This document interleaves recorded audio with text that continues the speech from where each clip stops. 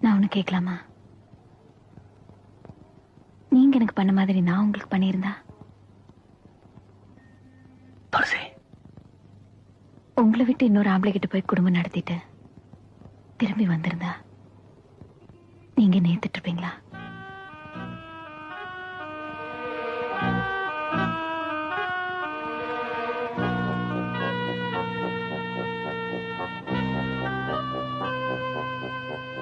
மனசுல கை வச்சு சொல்லுங்க, ஏத்துக்கிட்டு இருப்பீங்களா?